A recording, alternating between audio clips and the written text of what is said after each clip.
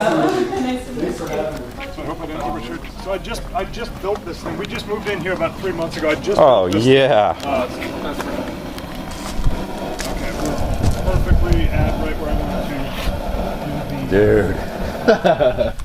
So I just built this. Obviously, you don't need anything this exotic, extensive. But you're just letting me know more. It can go beyond this. A lot of people have programmable controllers that will automatically turn the burners on and off. And for real? That sounds like a button and you're done. So an Arduino project. I'm actually really surprised Brent hasn't gone that route yet. Yeah, seriously. Oh, hello. Just some water. You guys know each other. Brent and I worked together for many, many years before I went to Seimer. And he was actually my roommate for a while, too. Oh, nice. It's actually my fault he got started with this hobby. It is. Seriously, we were living together and I needed a hobby. And I was opportunistic and I suggested you should brew beer. I think that'd be good for you. I mean, I'm thirsty. You should brew beer. Okay, so this is the malt. This is malted barley. This is base malt. There's some very little bit of adjunct here in the beer total. You run it through this grinder, which crushes it up, so it looks like that. Because what you actually want is on the inside of the grain. Kind of like a rolled oat kind of thing. Kind of, right? okay. But like that white stuff is basically what you want, and obviously you can't get to it if it's a whole kernel. So you have to crush it. They call it crushing the grain, and you don't want it too fine because then it's basically just powder, and then you get powder and grain in your beer, and nobody likes that. So at this crush, you can still get very good efficiencies. You can get all of the sugar out of the grain, but you can still, during the sparge, which you'll see in an hour or so, it'll still create a nice grain bed, and you'll be able to drain it out and leave the grain behind, which you want to do. So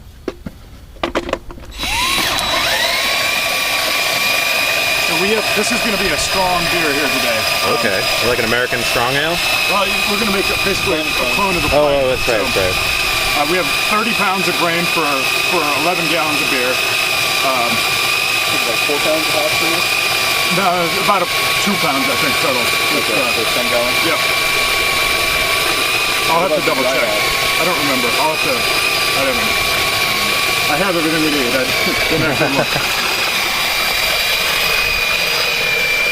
So when you say 10 pounds of... 30 pounds. 30 pounds of grain, how many pounds did you just put in there? This was about 5. It's 30 total between these 2 buckets. They're not very small. Okay. And this is a really strong beer. If you're making 5-gallon batches, obviously you half this immediately. And plus, it's a very strong beer. So you make a normal strength beer and you don't need nearly this much grain. Where did you learn how to do it? Online, lots of reading on the internet. There's tons of resources, and really just through trial and error. I started out as an extract brewer, and which is a great start, a great way to learn how to make beer. I quickly outgrew that, and then had to get more equipment, and so it's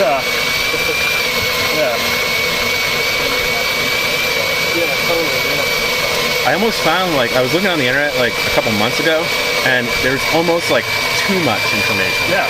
You just get bogged down with information. You're like, I don't know what to do. A problem is that not a lot of it, but some of it is very contradictory. Yeah. The thing is, there's a lot of different ways you can do this and still make good beer. A lot of it is minor process differences, which people get very adamant about. You must do it this way. No, you must do it this way. And at the end of the day, it doesn't really matter. Yeah. It's going to be about the same thing. So. Yeah.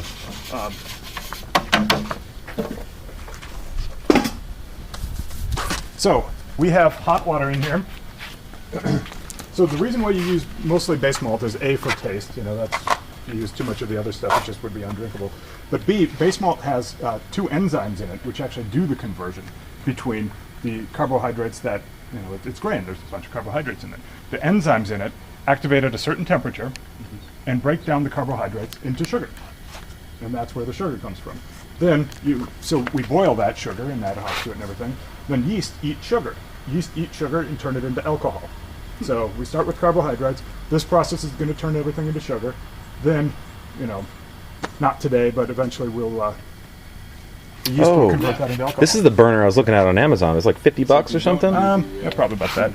Yeah, I saw that on Amazon. The reason I liked it is because it had the hood around it, the wind hood. Which is key. Yeah. If there's any breeze. The big starch molecules. You get a weak beer. So yeah, you get a weak beer. So where does the water that need to be tastes at? Well, like potato Fish? juice. Or, yeah. about 160 because so I actually overshot here a little bit. So we'll just add a little bit more of that water. We don't want it that. Can you hand me that pail behind you? The kettle- 3-liter measure. metal This one. pitcher. Just steal some of this. So all this water is filtered. I've actually added a couple other chemicals to it. Really? RO it first? I did not RO it. So I Most guess breweries around here use 50% San Diego water, 50% RO, reverse osmosis water. yeah. I did not do that here.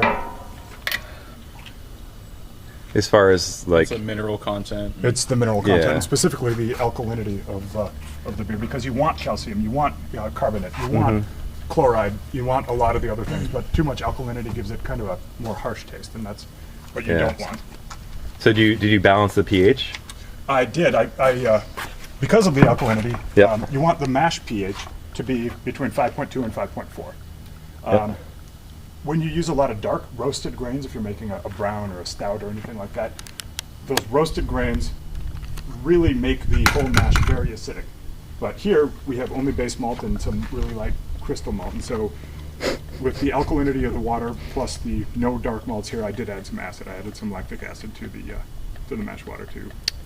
So could you add different kinds of acids? Like could you add citric acid? and I wouldn't recommend citric acid. That would give the resulting flavor a little bit different. Lactic acid is most common, but you only want to go up to a certain percentage, otherwise you get the lactic taste. Yeah. Otherwise, phosphoric acid, very neutral, but at 10% solution, you might have to add a lot. So one of the easiest things is simply to cut it with RO water, and then the more you do that, then the less you need to It'll worry about balance the it, pH yeah. at all. Yeah. So. I see. So this is called mashing in or doughing in. The one thing you want to avoid here is dough balls or just big clumps of grain that don't. You want to expose everything to the water, basically. So it's not so bad here when it's really thin, but by the time all this grain gets in there, if it even fits, this is the strongest beer I've made on this system. So.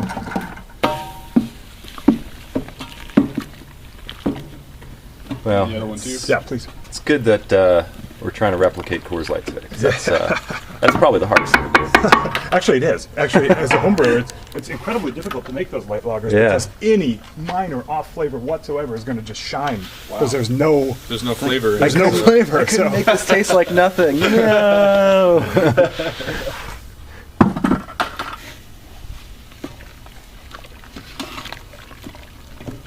so sometimes I used to mash in that cooler. The reason you use a cooler is it maintains the temperature theoretically, very much so because it has to be in here for an hour. And Good point. Actually, today we're going to do about 70 or 75 minutes. But now I have direct fire and I can recirculate it. So I usually have the pump running the whole time, recirculating the mash. If I need to raise it by a degree or two, just turn the burner on for a little bit. So what does the pump do? Oh, you just put one in one end, one in the other end, and it, Yep. Oh, It okay. just recirculates. I see. It also results in a very clear runoff when you go into the boil kettle. Gotcha. That grain bed will Yeah, it's nice and act set. as a filter. Right. We flow onto the top and all the powdery fish gets hot. Sure. So I've never used this pump. That one's brand new. We're going to do a little bit it different. works. I hope it works. Test it. I plugged it in. I didn't actually pump Spins at anything. least. Yeah.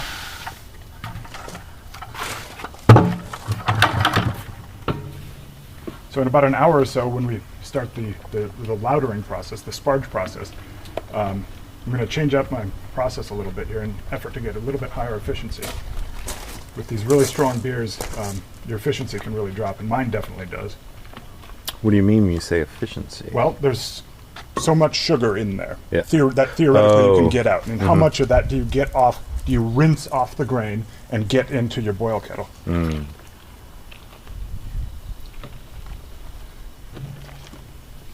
So it's pretty well mixed up. It's very foamy. Yeah, just Yeah, I guess you could say that. Never really noticed. That's all protein. Oh yeah, just wait till we start the boil. The protein, well, I'll tell you about it later. All right. Okay, so it's nice and mixed up. It's probably about at a good temperature, or at an even temperature by now. So we want to be at about 150, so we're slightly high here, which isn't a problem. We'll just, it's not an issue. Yeah, not bad. You add colder water to it, ice, or just let it... Well, here it's just going to naturally cool off Just because cool we're off, only yeah. a degree or two high. It might actually cool down a bit as the grain heats Absorbs up. the heat, Yeah, right? absorbs the heat a little bit. Usually takes about 5 minutes. So.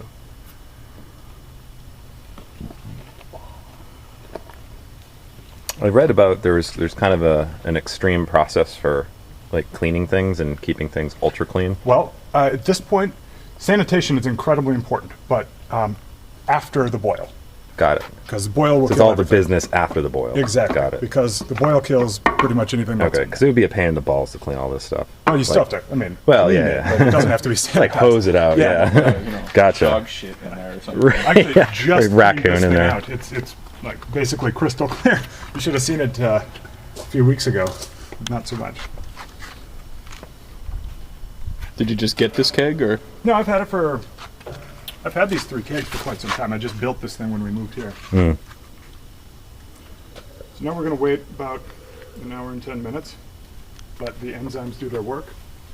And the lower the temperature of the mash, the slower that process takes. Or the longer that process takes. Do you have like a special timing app that prompts you? They do make them. They Oh, okay. definitely make them. I just, Yeah. you know, You just stay on top set of my it. timer. Okay. I do use a program to calculate recipes as far as what I to saw add. that online. Some website had that. There's a couple different ones. There's one called ProMash, which I've never used. The one I really like is called Beersmith. It's Yeah, not that's the the one. easiest thing to use, but it does everything I need it to do, and I've been using it for quite some time. And Mm-hmm. it's, Bless you. Thank you. So how do you calculate all the stats on well, a beer? Let's check it out. Let's go look at. We'll just let this go. We'll come out in about 15 minutes, and probably need to turn on the pump and then the burner.